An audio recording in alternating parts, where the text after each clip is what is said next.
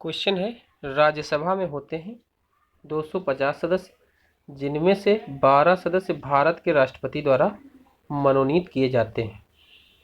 राज्यसभा में होते हैं 250 सदस्य, जिनमें से 12 सदस्य राष्ट्रपति द्वारा मनोनीत किए जाते हैं। इसको समझ लीजिए। संविधान के अनुच्छेद 80(1) का खा में कहा गया है, संविधान के अनुच्छेद 80(1) का खा में कहा गया है कि राज्यों के और संघ राज्य क्षेत्रों के 238 से अनधिक तथा राष्ट्रपति द्वारा निर्देशित किए जाने वाले 12 सदस्यों से मिलकर राज्यसभा बनेगी। तो टोटल जो है 12 और 238 कितने हो गए? 250। 250 सदस्य जो है राज्यसभा में हो सकते हैं। कितने हो सकते हैं? 250 सदस्य। इसको ध्यान रखना, 250 सदस्य राज्यसभा में हो सकते हैं, जिसमें 238 राज्यों और यूटी से और 12 सदस्य राष्ट्रपति द्वारा मनोनीत किए जा सकते हैं। नेक्स्ट, राज्यसभा में राज्यों को प्रतिनिधित्व निम्नांकित में से किस आधार पर दिया जाता है? उनकी जनसंख्या के अनुपात में। राज्यसभा में राज्यों को प्रतिनिधित्व किस आधार पर दिया जाता है? उनकी जनसंख्या के अनुपात में। राज्यसभा में राज्यों को प्रतिनिधित्व किस आधार पर दिया जाता है? उनकी जनसंख्या के अनुपात में। राज्यसभा में राज्यों को प्रतिनिधित्व दिया जाता है उनकी जनसंख्या के आधार पर। नेक्स्ट है, इसमें कोई कथन सही नहीं है। पहला कथन देखेंगे, संघ राज्य क्षेत्रों का राज्यसभा में प्रतिनिधित्व नहीं होता है, तो गलत है। निर्वाचन झगड़ों का निर्णय मुख्य निर्वाचन आयुक्त के अधिकार क्षेत्र में है, ये भी गलत है। भारत के संविधान के अनुसार संसद में केवल लोकसभा और राज्यसभा होती है, ये भी गलत है। तो 1, 2, 3 तीनों गलत है। नेक्स्ट, राज्यसभा के सदस्य चुने जाते हैं राज्यों की विधानसभाओं द्वारा। राज्यसभा के सदस्य चुने जाते हैं राज्यों की विधानसभाओं द्वारा। इसको समझेंगे। अनुच्छेद 84 के अनुसार राज्यसभा के सदस्य राज्य विधानसभाओं के निर्वाचित सदस्यों द्वारा आनुपातिक प्रतिनिधित्व पद्धति के आधार पर एकल संक्रमणीय मत द्वारा चुने जाते हैं। अनुच्छेद 84 के अनुसार राज्यसभा के सदस्य राज्य विधानसभाओं के निर्वाचित सदस्यों द्वारा आनुपातिक प्रतिनिधित्व पद्धति के आधार पर एकल संक्रमणीय मत द्वारा चुने जाते हैं। राज्यसभा के सदस्य का कार्यकाल कितने वर्ष का होता है? तो इनका 6 वर्ष का कार्यकाल होता है। राज्यसभा के सदस्यों का कार्यकाल 6 वर्ष का होता है। इसमें समझेंगे। अनुच्छेद 83(1) के अनुसार राज्यसभा का विघटन नहीं होगा। अनुच्छेद 83(1) के अनुसार राज्यसभा का विघटन नहीं होगा, अर्थात एक स्थायी सदन है। राज्यसभा के सदस्यों का कार्यकाल 6 वर्ष होता है। इसके 1/3 सदस्य, ध्यान रखना, 1/3 1/3 सदस्य प्रत्येक 2 वर्ष की समाप्ति पर सेवानिवृत्त हो जाते हैं। यानी इसके जो राज्यसभा के 1/3 सदस्य प्रत्येक 2 वर्ष में सेवानिवृत्त हो जाते हैं। नेक्स्ट, राज्यसभा के संदर्भ में कौन सा कथन सही है? तो इसमें सही है, इसके 1/3 सदस्य प्रति 2 वर्ष में अवकाश प्राप्त करते हैं। इसके 2/3 सदस्य प्रति 2 वर्ष में अवकाश प्राप्त करते हैं। राज्यसभा के 1/3 सदस्य प्रति 2 वर्ष में अवकाश प्राप्त करते हैं। राज्यसभा के 1/3 सदस्य प्रति 2 वर्ष में अवकाश प्राप्त करते हैं।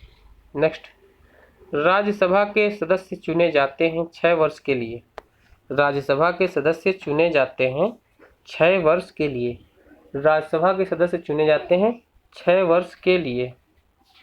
नेक्स्ट, राज्यसभा को स्थायी सदन कहते हैं क्योंकि सभी सदस्य आजीवन सदस्य होते हैं। गलत, पहला गलत हो गया। इसे विघटित नहीं किया जा सकता, इसमें भी सही है। राज्यसभा को स्थायी सदन कहते हैं क्योंकि इसे विघटित नहीं किया जा सकता। राज्यसभा को स्थायी सदन कहते हैं क्योंकि इसे विघटित नहीं किया जा सकता। राज्यसभा को स्थायी सदन कहते हैं क्योंकि इसे विघटित नहीं किया जा सकता। नेक्स्ट, हमारे संविधान के अनुसार राज्यसभा का कार्यकाल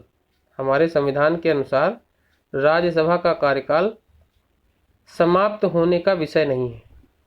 हमारे संविधान के अनुसार राज्यसभा का कार्यकाल समाप्त होने का विषय नहीं है। हमारे संविधान के अनुसार राज्यसभा का कार्यकाल समाप्त होने का विषय नहीं है।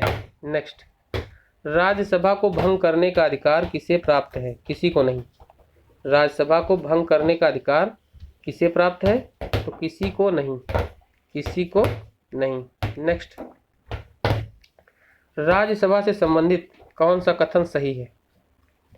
तो राज्यसभा से संबंधित कथन सही है, राज्यसभा का विघटन नहीं होता है। राज्यसभा से संबंधित कौन सा कथन सही है? तो सही है कि राज्यसभा का विघटन नहीं होता है। राज्यसभा का विघटन नहीं होता है। राज्यसभा का विघटन नहीं होता है। राज्यसभा स्थायी सदन है, इसका विघटन नहीं होता है। इसके सदस्यों का कार्यकाल 6 वर्ष होता है तथा 1/3 सदस्यों का निर्वाचन प्रत्येक 2 वर्ष पर होता है। साथ ही उपराष्ट्रपति राज्यसभा का पादेन सभापति होता है तथा महान्यायवादी को संसद के दोनों सदनों में बोलने का अधिकार है। उपराष्ट्रपति पादेन सभापति होता है तथा महान्यायवादी को दोनों सदनों में बोलने का अधिकार है। राज्यसभा कैसे भंग होती है? तो राज्यसभा भंग ही नहीं होती है, तो उपरोक्त में से कोई नहीं। राज्यसभा कैसे भंग होती है? उपरोक्त में से कोई नहीं।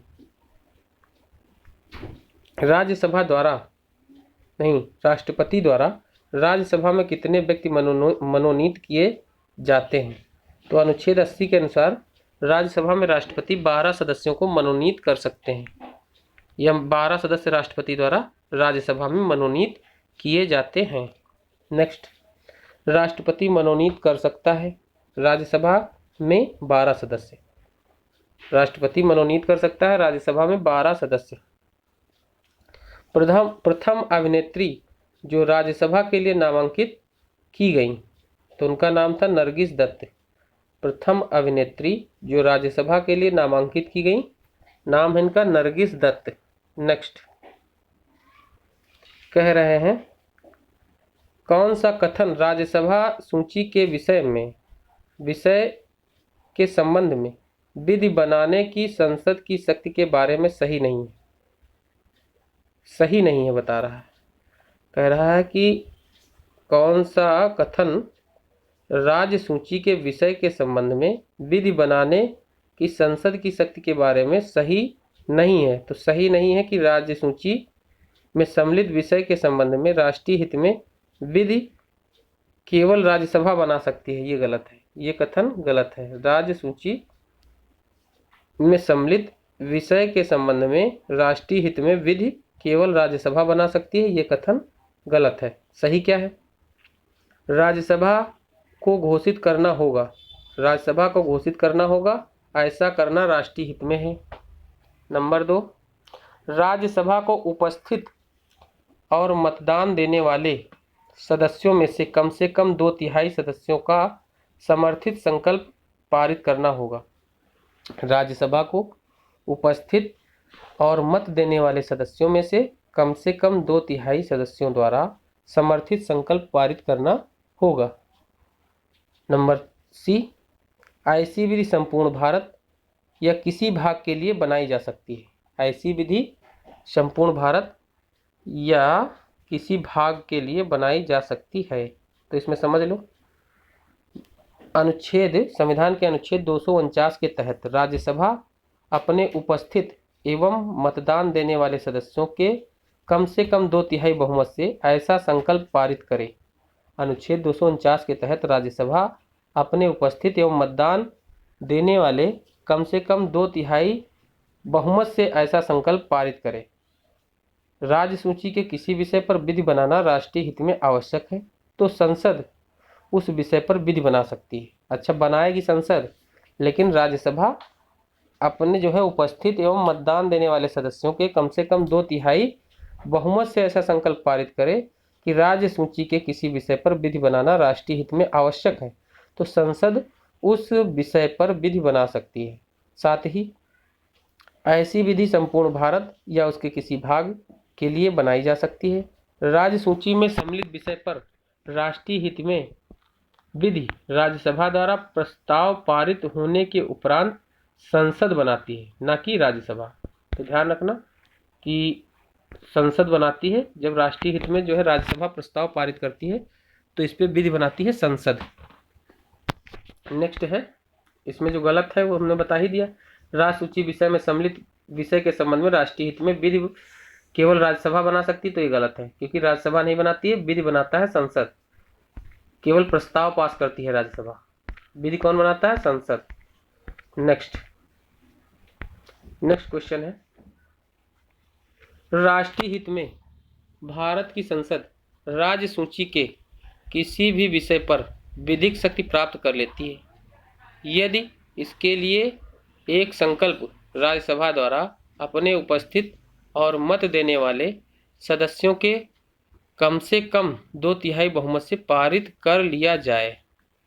राष्ट्रीय हित में भारत की संसद राज्य सूची के किसी भी विषय पर विधिक शक्ति प्राप्त कर लेती है यदि इसके लिए एक संकल्प राज्यसभा द्वारा उपस्थित एवं मतदान देने वाले सदस्यों के कम से कम 2/3 बहुमत से पारित कर लिया जाए। तो राष्ट्रीय हित में भारत की संसद राज्य सूची के किसी विषय पर विधि बना सकती है यदि राज्यसभा उपस्थित एवं मतदान करने वाले सदस्यों के कम से कम 2/3 बहुमत से प्रस्ताव पारित करे। नेक्स्ट, भारतीय संविधान का कौन सा अनुच्छेद संसद को राज्य सूची के विषय पर कानून बनाने की शक्ति प्रदान करता है? अनुच्छेद 249। भारतीय संविधान का अनुच्छेद 249 संसद को राज्य सूची विषय पर कानून बनाने की शक्ति प्रदान करता है। नेक्स्ट, राज्यसभा, इसमें कौन से कथन सही है, कथनों पर विचार करना है। तो 1 और 2 कथन सही है। राज्यसभा में धन विधेयक को या तो अस्वीकार करना या संशोधित करने की कोई शक्ति निहित नहीं है। सही है, राज्यसभा में धन विधेयक को या तो अस्वीकार करने या संशोधित करने की कोई शक्ति नहीं है। ये सही है कथन। राज्यसभा को यह अधिकार नहीं है कि धन विधेयक को अस्वीकार करे या उसको संशोधित करे, ये शक्ति राज्यसभा के पास नहीं है। राज्यसभा अनुदानों की मांगों पर मतदान नहीं कर सकती है, ये भी सही है। तो 1 और 2 सही है। राज्यसभा अनुदान की मांगों पर मतदान नहीं कर सकती है। और ये गलत है, कौन सा? तीसरा नंबर, राज्यसभा में वार्षिक वित्तीय विवरण पर चर्चा नहीं हो सकती, गलत है। चर्चा होती है, बजट पर राज्यसभा में चर्चा होती है, इसमें लिखा नहीं होती है, तो ये गलत है। 1 और 2 सही है कि राज्यसभा धन विधेयक को अस्वीकार या संशोधित नहीं कर सकती है और अनुदान मांगों पर मतदान राज्यसभा नहीं कर सकती है। नेक्स्ट,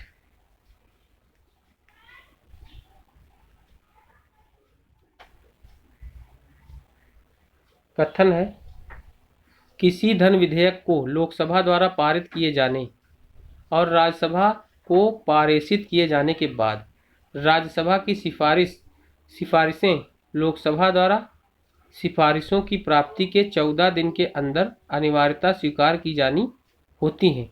तत्पश्चात उन्हें विधेयक में अंगीकृत किया जाना होता है। तो कथन गलत हो गया, क्योंकि जब धन विधेयक जाएगा तो उसमें लोकसभा कोई सिफारिश नहीं दे सकती है कि उसमें जोड़ा जाए, तो इसमें लिखा है उसे जो है तत्पश्चात अंगीकृत किया जाना होता है, तो ये कथन गलत हो गया। और कारण क्या है? धन विधेयक राज्यसभा में पेश नहीं किया जा सकता, धन विधेयक राज्यसभा में पेश नहीं किया जा सकता, तो कारण सही है। कथन गलत है, कारण सही है। नेक्स्ट है, भारत के संविधान द्वारा राज्यसभा को प्रदत्त किए जाते हैं। क्या प्रदत्त किए जाते हैं? संविधान द्वारा राज्यसभा को प्रदत्त किए जाते हैं। क्या? संसद को राज्य सूची में नियम बनाने और एक अथवा एकाधिक अखिल भारतीय सेवाओं का सर्जन करने हेतु सशक्त बनाने के लिए एक प्रस्ताव पारित करना। संविधान द्वारा राज्यसभा को प्रदत्त किए जाते हैं। संसद को राज्य सूची में नियम बनाने और एक अथवा एकाधिक अखिल भारतीय सेवाओं का सर्जन करने हेतु सशक्त बनाने के लिए एक प्रस्ताव पारित करना। नेक्स्ट, किसके संबंध में राज्यसभा का अनन्य अधिकार है? किसके संबंध में राज्यसभा का अनन्य अधिकार है?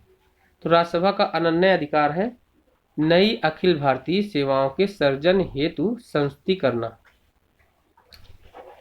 राज्यसभा का अनन्य अधिकार है नई अखिल भारतीय सेवा के सर्जन हेतु संस्तुति करना। नई अखिल भारतीय सेवा के सर्जन हेतु संस्तुति करना, ये जो है राज्यसभा का अनन्य अधिकार है, ये बताया गया है। संविधान के अनुच्छेद 312 के तहत नई अखिल भारतीय सेवा के सर्जन हेतु संस्तुति करना राज्यसभा का अनन्य अधिकार है। इस अनुच्छेद के अनुसार राज्यसभा अखिल भारतीय सेवाओं के लिए यदि उपस्थित और मतदान देने वाले 2/3 सदस्यों से संकल्प पारित कर दे तो संसद ऐसी सेवा या सेवाओं की स्थापना कर सकेगी। अगर राज्यसभा जो है उपस्थित और मतदान देने वाले 2/3 सदस्यों से संकल्प पारित कर दे तो संसद ऐसी सेवाओं की स्थापना कर सकेगी। नेक्स्ट, भारतीय संविधान के अंतर्गत कौन सा अनुच्छेद संसद को राज्य सूची के विषय के संबंध में विधि बनाने की शक्ति प्रदान करता है? तो अनुच्छेद है वो 249। अनुच्छेद 249 संसद को राज्य सूची के विषय पर विधि बनाने के लिए शक्ति प्रदान करता है, अनुच्छेद 249। नेक्स्ट, यदि सरकार राज्यसभा में पराजित हो जाए तो क्या होता है? उपरोक्त में से कुछ नहीं होता। उपयुक्त में से कुछ नहीं होता। इसमें लिखा प्रधानमंत्री अपना त्यागपत्र दे देता है, गलत। संसद भंग हो जाती है, ये भी गलत। राष्ट्रपति शासन लागू हो जाता है, ये भी गलत। यदि राज्यसभा में सरकार जो है पराजित हो जाए तो क्या होता है? तो उपरोक्त में से कुछ भी नहीं होता। उपरोक्त में से कुछ भी नहीं होता है। नेक्स्ट, कौन एक भारत के संविधान की चौथी अनुसूची को सही वर्णित करता है? इसमें राज्यसभा में स्थानों का आवंटन है। संविधान की चौथी अनुसूची में राज्यसभा में स्थानों का आवंटन है। संविधान की चौथी अनुसूची में राज्यसभा में स्थानों का आवंटन है। संविधान की चौथी अनुसूची में राज्यसभा में स्थानों का आवंटन है। नेक्स्ट, इसको जान लो। चौथी अनुसूची राज्यसभा में राज्यों के लिए अलग अलग स्थानों का आवंटन करती है, ठीक है। सातवीं अनुसूची में जो है शक्तियों का बंटवारा है, संघ और राज्यों के बीच शक्तियों का बंटवारा है सातवीं अनुसूची में। आठवीं अनुसूची में भाषाएं हैं और पाँचवीं और छठवीं अनुसूची जो है ये जनजातीय प्रशासन से संबंधित है। पाँचवीं और छठवीं अनुसूची जनजातीय प्रशासन से संबंधित है। सातवीं में संघ और राज्यों के बीच शक्ति का बंटवारा है। आठवीं अनुसूची में भाषाएं हैं, इसको ध्यान रखना। नेक्स्ट, किसे राज्यसभा में समान प्रतिनिधित्व प्राप्त है? गलत है क्वेश्चन। अगला क्वेश्चन देखेंगे। इसमें जो है राज्यसभा की सीटें देखेंगे, किसको कितनी सीटें मिली हैं। तो उत्तर प्रदेश को मिली हैं 31 सीटें हैं राज्यसभा की। उत्तर प्रदेश में 31 सीटें हैं उत्तर प्रदेश में। आंध्र प्रदेश में पहले थी 18, अब जो है तेलंगाना बन गया है तो अब बन गई हैं आंध्र प्रदेश में सीटें हो गई हैं राज्यसभा की 11। मध्य प्रदेश में 11 है, ऐसे याद करो। उत्तर प्रदेश में 31, उत्तर प्रदेश में है 31, उत्तर प्रदेश में है 31 और बिहार में है 16। उत्तर प्रदेश 31, बिहार में 16। उत्तर प्रदेश में 31 है, बिहार में है 16। बिहार में 16 है राज्यसभा की सीटें। उत्तर प्रदेश में 31 है, बिहार में 16 है और मध्य प्रदेश में 11, आंध्र प्रदेश में 11। मध्य प्रदेश में आंध्र प्रदेश में 11 है। अच्छा, तो मध्य प्रदेश में हमने बताया 11, और मध्य प्रदेश के बगल में है महाराष्ट्र। महाराष्ट्र में है 19 राज्यसभा सीटें।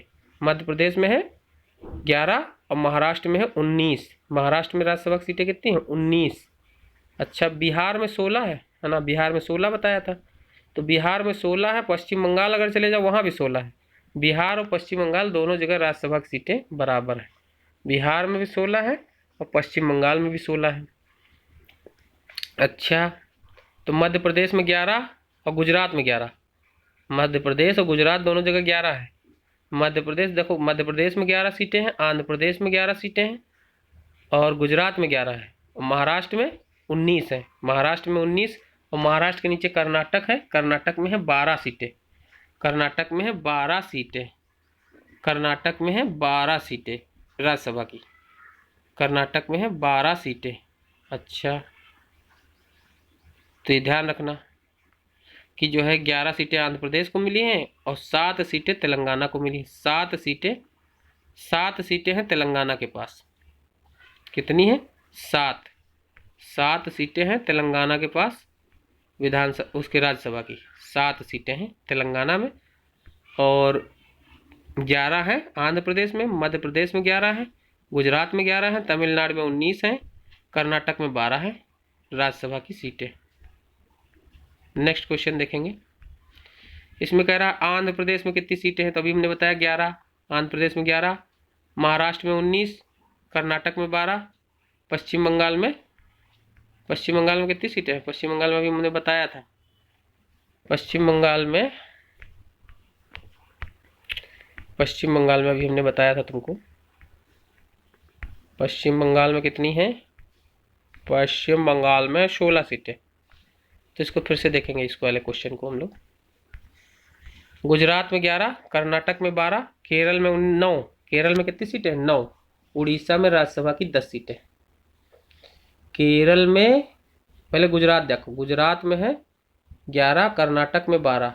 गुजरात में 11, कर्नाटक में 12। गुजरात में 11, कर्नाटक में 12 है। कर्नाटक में कितनी है? 12 है। गुजरात में 11 और गुजरात में 11 है। महाराष्ट्र में 19 है। महाराष्ट्र में 19, कर्नाटक में 12, केरल में 9। तो 11 गुजरात और 19 महाराष्ट्र में 19, कर्नाटक में 12, केरल में 9, उड़ीसा में 10 है। उड़ीसा में 10 है। आंध्र प्रदेश में 11 है। आंध्र प्रदेश में 11 है। आंध्र प्रदेश में कितनी? 11 है। और अभी तेलंगाना में बताई थी हमने 7 सीटें हैं। तेलंगाना में 7 हैं, तो इसको याद रखना, 7 हैं तेलंगाना में राज्यसभा की सीटें। आंध्र प्रदेश में 11 है, उड़ीसा में 10 हैं, और इधर केरल से शुरू करो। केरल में 9, कर्नाटक में 11, केरल में 9, कर्नाटक में 11, और महाराष्ट्र में है आपकी 19, महाराष्ट्र में 19, और गुजरात में 11 सीटें हैं राज्यसभा की। फिर यहाँ पे पूछा है कि कौन सा सही सुमेलित नहीं है। तो आंध्र प्रदेश में 11 है, इसमें 18 लिखा, गलत है। आंध्र प्रदेश में 11 सीटें हैं। आंध्र प्रदेश में 11 है, इसको ध्यान रखना। उड़ीसा में 10 हैं, उड़ीसा में 10 बता ही चुके हैं। महाराष्ट्र में 19 है, तमिलनाडु में 18 सीटें हैं राज्यसभा की। तमिलनाडु में 18 सीटें हैं, ध्यान रखना। तमिलनाडु 18, आंध्र प्रदेश में 11, तेलंगाना में 7 और उड़ीसा में 10। आंध्र प्रदेश 18 नहीं, तमिलनाडु में 18, तमिलनाडु के ऊपर आ जाओ। आंध्र प्रदेश में 11, तेलंगाना में 7, उड़ीसा में 10। उड़ीसा में 10 सीटें हैं राज्यसभा की है।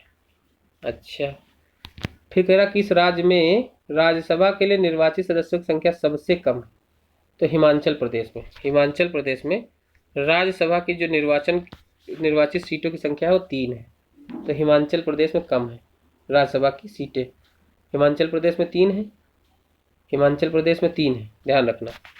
झारखंड में 6, छत्तीसगढ़ में 5, जम्मू कश्मीर में 4।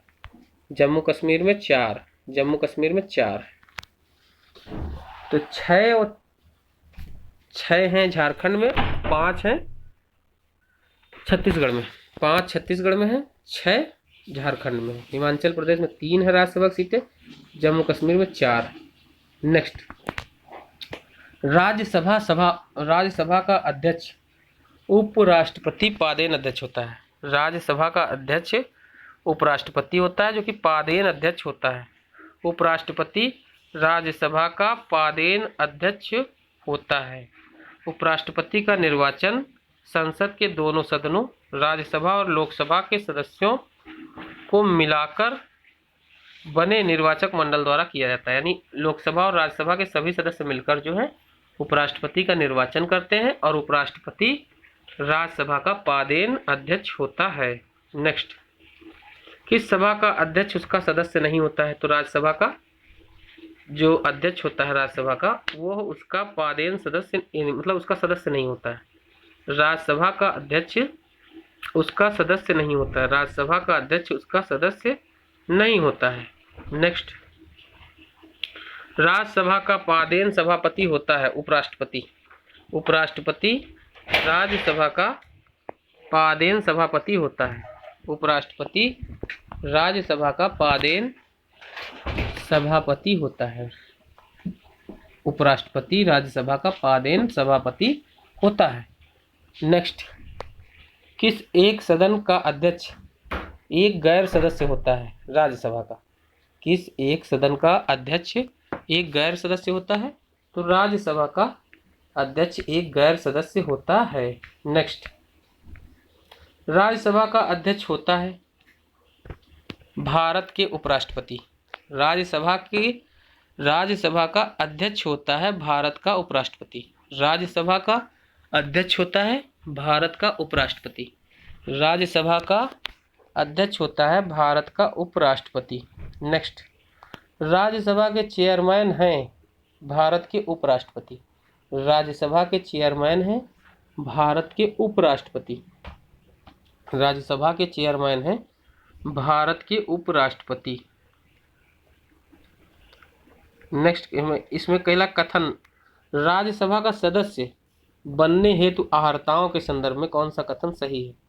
तो राज्यसभा का सदस्य बनने के लिए सबसे पहले उसकी उम्र कम से कम 30 वर्ष होनी चाहिए।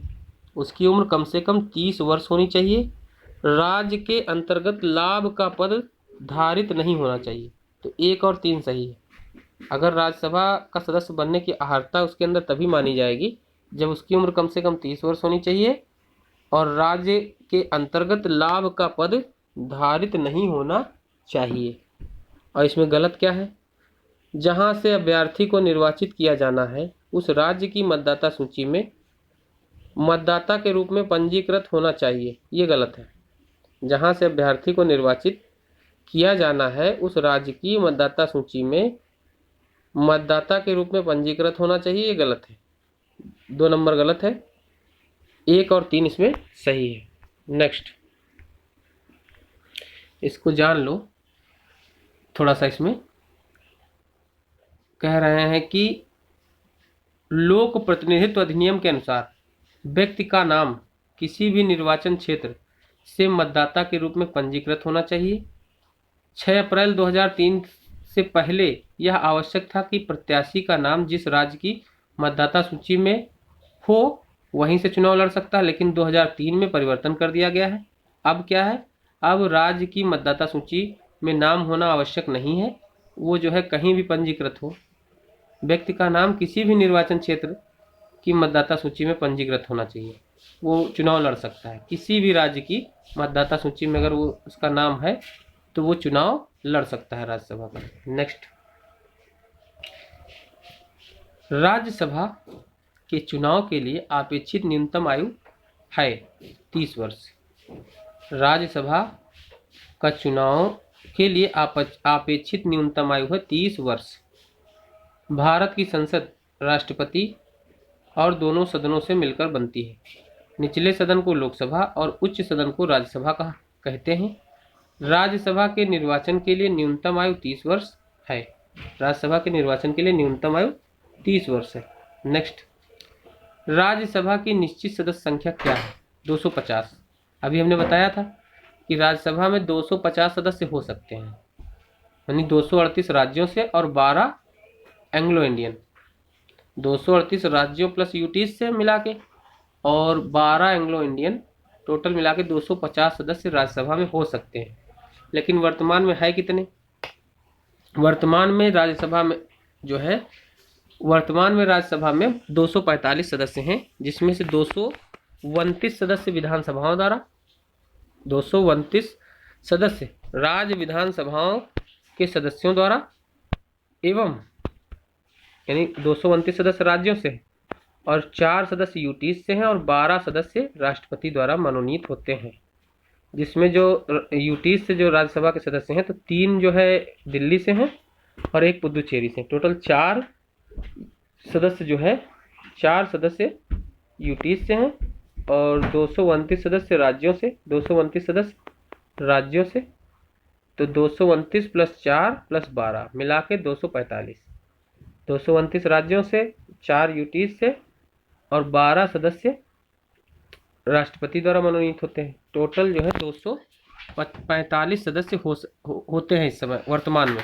वर्तमान में राज्यसभा में 245 सदस्य हैं, लेकिन हो कितने सकते हैं? हो सकते हैं 250, 238 प्लस 12, लेकिन है कितने?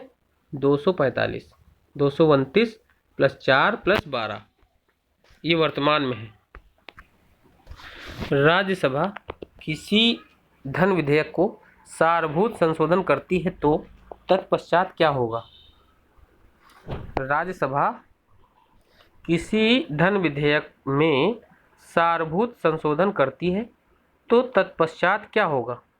लोकसभा राज्यसभा की अनुशंसा, लोकसभा जो है राज्यसभा की अनुशंसाओं को स्वीकार करे या अस्वीकार करे, इस विधेयक पर आगे कार्रवाई कर सकती है। इस विधेयक पर आगे कार्रवाई कर सकती है। यदि राज्यसभा जो है धन विधेयक पर सारभूत संशोधन करती है, तत्पश्चात क्या होगा कि लोकसभा जो है चाहे तो राज्यसभा की जो है अनुशंसाओं को स्वीकार करे या अस्वीकार करे और इस विधेयक पर आगे कार्रवाई कर सकती है। नेक्स्ट, वो बाध्य नहीं है लोकसभा राज्यसभा की जो है बात मानने के लिए धन विधेयक के संबंध में।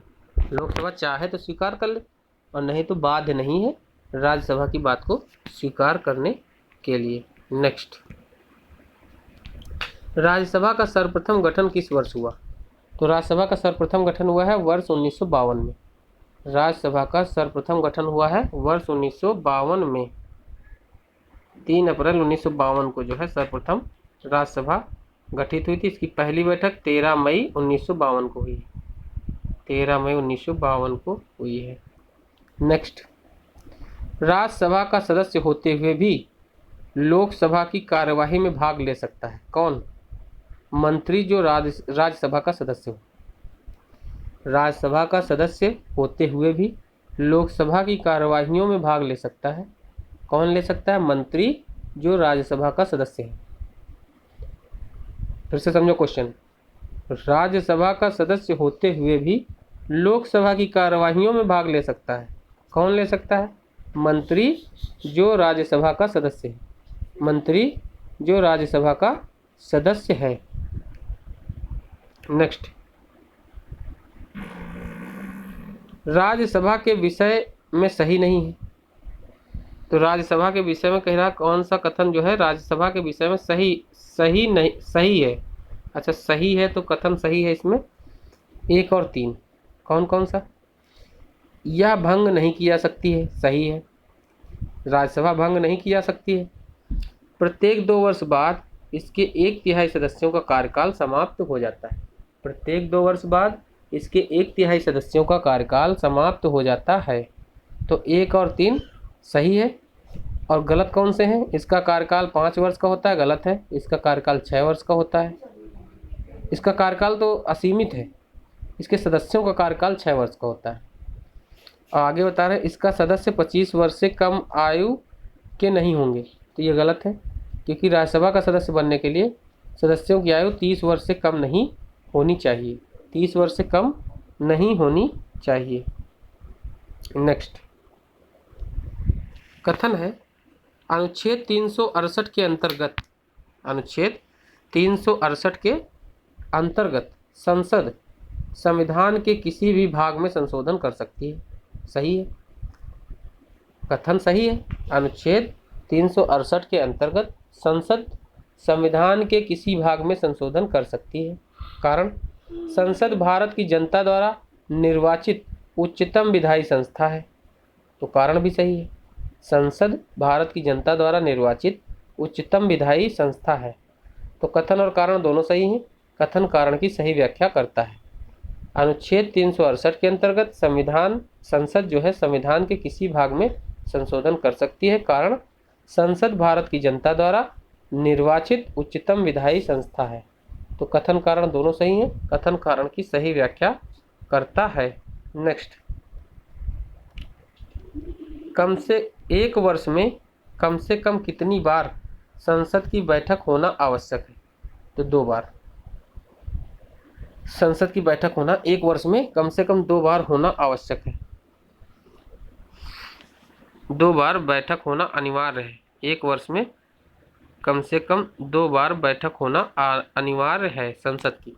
नेक्स्ट, संसद के 2 सत्रों के बीच अधिकाधिक अंतराल होना चाहिए 6 महीने का।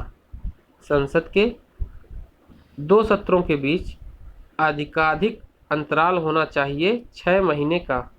संसद के 2 सत्रों के बीच अधिकाधिक अंतराल होना चाहिए 6 महीने का। संसद के 2 सत्रों के बीच अधिकाधिक अंतराल होना चाहिए 6 महीने का। नेक्स्ट, इसमें देखेंगे, लोकसभा में 552 से अनधिक सदस्यों में से 530 सदस्य राज्यों से और 20 सदस्य यूटी से होते हैं और 2 एंग्लो इंडियन होते हैं। ये बात बताई गई है संविधान के अनुच्छेद 331 के तहत, जो एंग्लो इंडियन लिए जाते हैं। संविधान के अनुच्छेद 331 के तहत 2 सदस्य लोकसभा में एंग्लो इंडियन लिए जाते हैं 331 के तहत, और टोटल जो है 552 हो सकते हैं। 530 राज्यों से और 20 यूटी से हो सकते हैं। आगे क्या बता रहे हैं? नेक्स्ट क्वेश्चन, भारतीय संविधान के अनुच्छेद 87 के अंतर्गत भारत का राष्ट्रपति अभिभाषण देता है एक साथ समवेत संसद के दोनों सदनों में। अच्छा, जो ज्वाइंट सेशन में राष्ट्रपति जो है दोनों सदनों में एक साथ समवेत यानी ज्वाइंट सेशन में जो राष्ट्रपति जो है अपना अभिभाषण देते हैं, तो अनुच्छेद 87 के अंतर्गत देते हैं।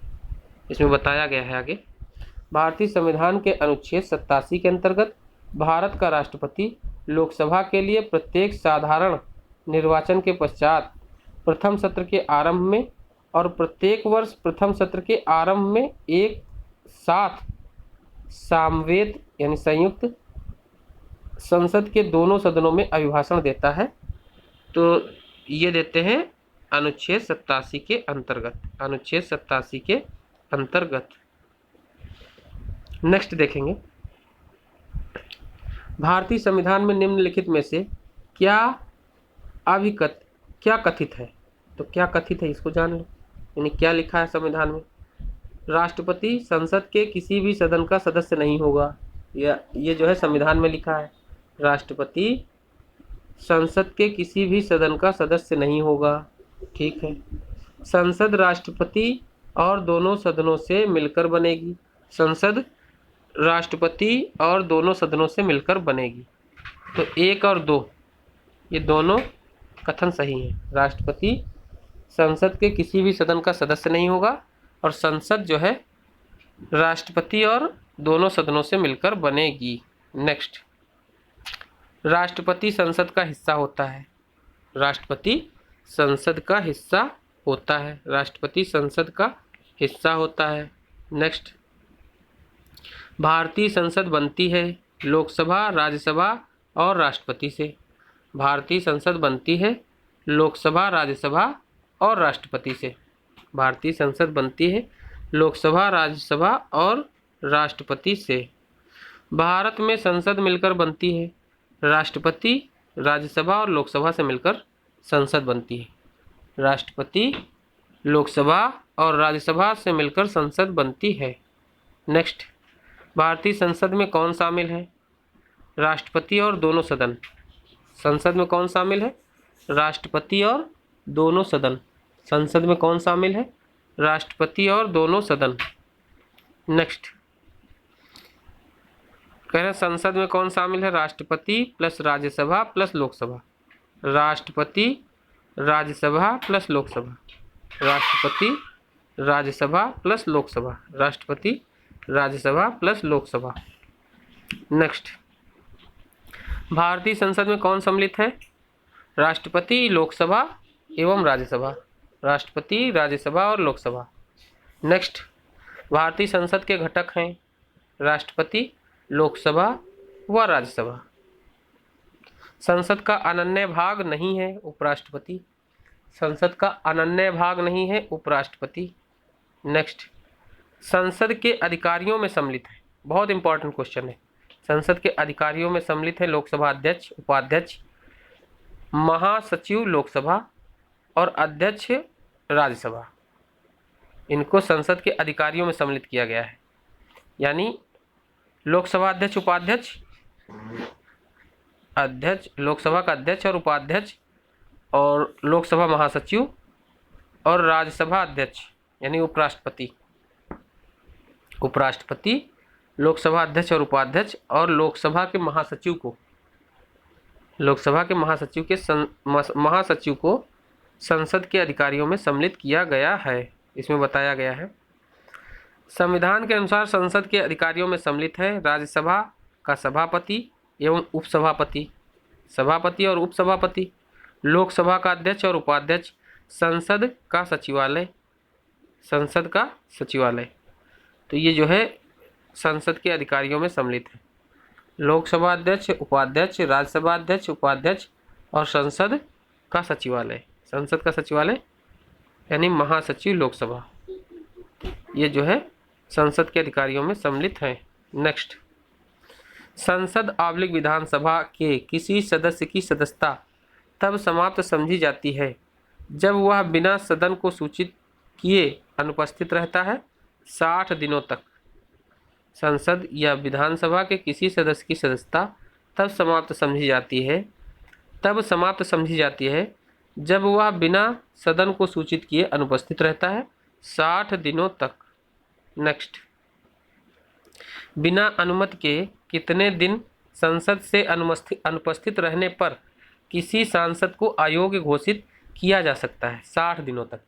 बिना संसद के मतलब बिना अनुमति के, संसद के बिना अनुमति के संसद में अनुपस्थित रहता है कोई सदस्य, अगर 60 दिनों तक अनुपस्थित रहता है तो उसको संसद से अयोग्य घोषित कर दिया जाता है। नेक्स्ट सर्वप्रथम एक सांसद / विधायक को इस आधार पर सदस्यता से अयोग्य घोषित किया गया कि वह सदन की अनुमति के बिना उसकी 60 लगातार बैठकों में अनुपस्थित रहा।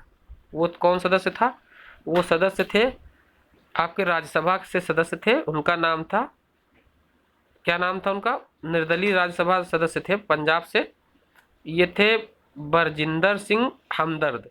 इनको सबसे पहले जो है सदस्यता से अयोग्य घोषित किया गया था, क्योंकि ये जो है ये 2000 में इनके साथ एक घटना हुई थी। सन 2000 में ये पंजाब से जो है राज्यसभा से सदस्य निर्वाचित हुए थे निर्दलीय। इनका नाम था सांसद बरजिंदर सिंह हमदर्द और इनको जो है इस आधार पर अयोग्य घोषित किया गया कि वह सदन की अनुमति के बिना उसकी लगातार 60 बैठकों में अनुपस्थित रहे।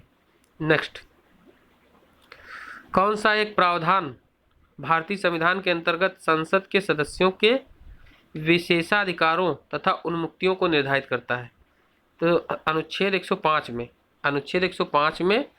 संसद के सदस्यों के विशेषाधिकार और उन्मुक्तियां निर्धारित हैं। संसद के सदस्यों को जो है विशेषाधिकार और उन्मुक्तियां दी गई हैं अनुच्छेद 105 के अंतर्गत। अनुच्छेद 105 के अंतर्गत। नेक्स्ट किसी मंत्री के विरुद्ध विशेषाधिकार प्रस्ताव उठाया जा सकता है जब वह किसी मामले में तथ्य को रोकता है या तथ्य का बिगड़ा हुआ वर्णन देता है। यानी किसी मंत्री के विरुद्ध विशेषाधिकार प्रस्ताव उठाया जा सकता है जब वह किसी मामले में तथ्य को रोकता है या तथ्य का बिगड़ा हुआ वर्णन देता है। ध्यान रखना, संसदीय नियमों एवं प्रक्रिया के तहत, संसदीय नियमों एवं प्रक्रिया के तहत किसी मंत्री के विरुद्ध विशेषाधिकार प्रस्ताव उठाया जा सकता है यदि वह किसी मामले में तथ्य को रोकता है अथवा तथ्य का बिगड़ा हुआ वर्णन देता है।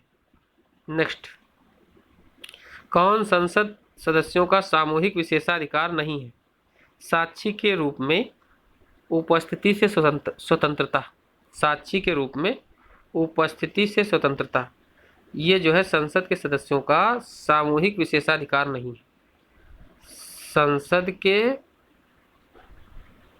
सदस्यों का सामूहिक विशेषाधिकार नहीं है। साक्षी के रूप में उपस्थिति से स्वतंत्रता, उपस्थिति से स्वतंत्रता इसमें बताया गया है। संसदीय विशेषाधिकार संसद के दोनों सदनों, उसकी समितियों तथा सदस्यों को प्राप्त विशिष्ट अधिकार, उन्मुक्तियां व छूट होते हैं। इन विशेषाधिकार को दो वर्गों में बांटा जा सकता है। नंबर एक, वे जो संसद के प्रत्येक सदन द्वारा सामूहिक रूप में प्रयोग किए जाते हैं। नंबर दो, वे जो व्यक्तिगत रूप से संसद सदस्यों द्वारा उपभोग्य होते हैं। संसद के प्रत्येक सदन द्वारा सामूहिक रूप से प्रयोग किए जाने वाले विशेषाधिकार निम्न हैं। बकवास दिया है इसमें, इसको हम छोड़ रहे हैं। आगे देखिए, अगला क्वेश्चन देखेंगे। किनको लोकसभा और राज्यसभा दोनों के निर्वाचन में मतदान का अधिकार है? लोकसभा में भी मतदान का अधिकार है और राज्यसभा में भी। ये होते हैं कौन?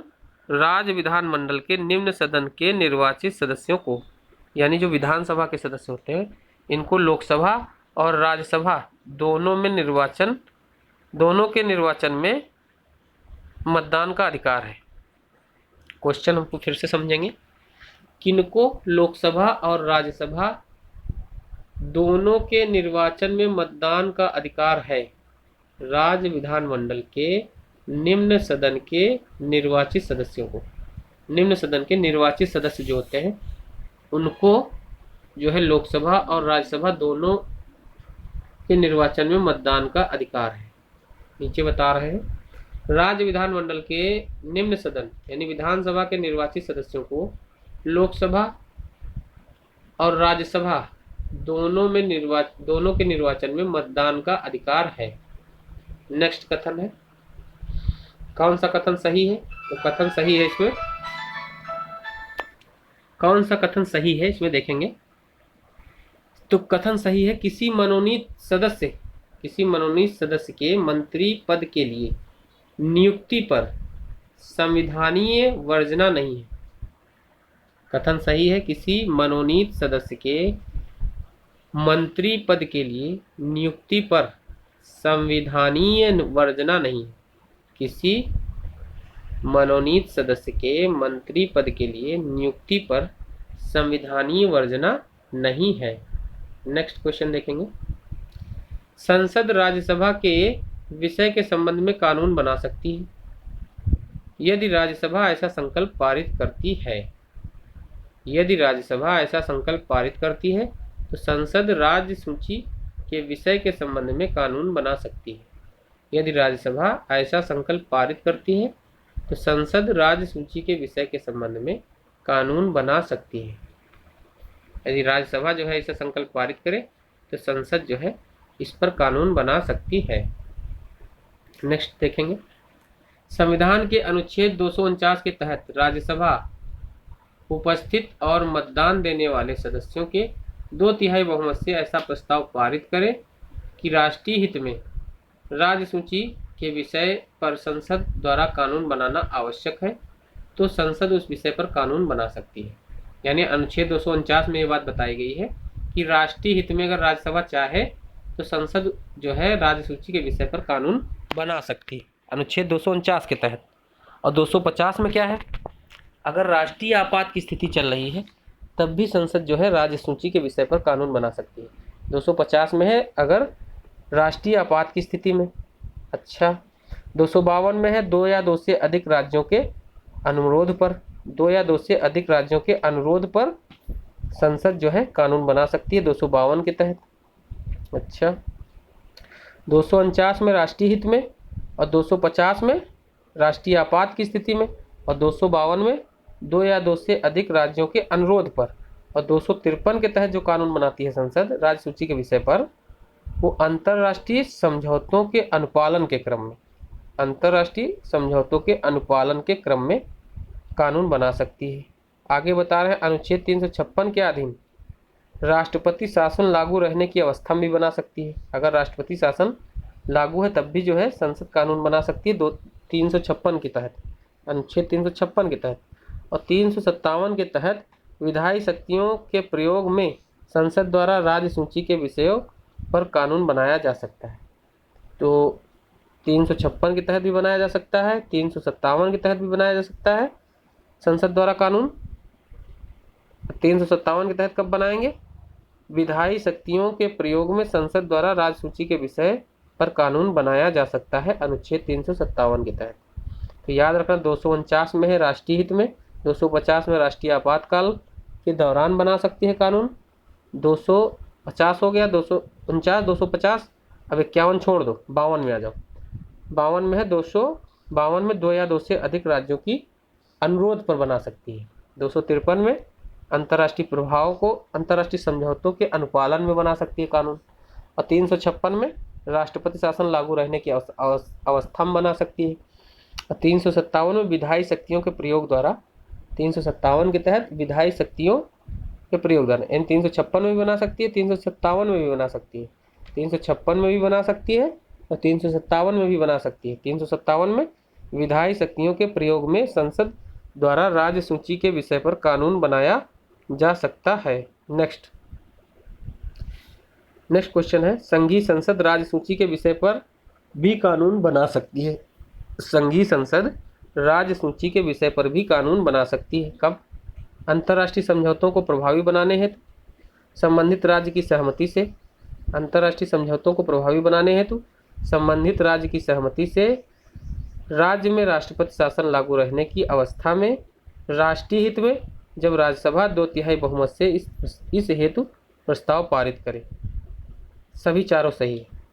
संघीय संसद राज्य सूची के विषय पर कानून बना सकती है अंतर्राष्ट्रीय समझौतों को प्रभावी बनाने हेतु, संबंधित राज्य की सहमति से, राज्य में राष्ट्रपति शासन लागू रहने की अवस्था में, राष्ट्रीय हित में, जब राज्यसभा 2/3 बहुमत से इस हेतु प्रस्ताव पारित करे। तो उपरोक्त सभी चारों बातें सही हैं इसमें। नेक्स्ट, भारतीय संविधान के किस अनुच्छेद के अंतर्गत अंतर्राष्ट्रीय समझौतों को प्रभावी बनाने हेतु संसद राज्य सूची के विषय पर कानून बना सकती है? अनुच्छेद 253 के तहत, अनुच्छेद 253 के तहत। तो इसमें 2-4 सही कथन, इसको हम पढ़े दे रहे हैं। अनुच्छेद इसमें 2-4 सही है। इसमें कह रहे हैं भारतीय संसद राज्य सूची के विषयों पर विधायन नहीं कर सकती है जब तक राज्यसभा प्रस्ताव पारित, कह रहे हैं भारतीय संसद राज्य सूची के विषयों पर विधायन नहीं कर सकती है जब तक राज्यसभा प्रस्ताव पारित करे कि ऐसा राष्ट्रीय हित में आवश्यक है। अच्छा, राज्यसभा जो है ऐसा प्रस्ताव पारित करे कि राष्ट्रीय हित में ऐसा आवश्यक है, तभी संसद इस पर कानून बना सकती है। या राष्ट्रीय आपातकाल लागू हो तब जो है संसद कानून बना सकती है इस राज्य सूची विषय पर। राष्ट्रीय आपातकाल के दौरान या राज्यसभा ऐसा प्रस्ताव पारित करे तब, राज्यसभा ऐसा प्रस्ताव पारित करे तब जो है कानून बना सकती है संसद राज्य सूची के विषय पर।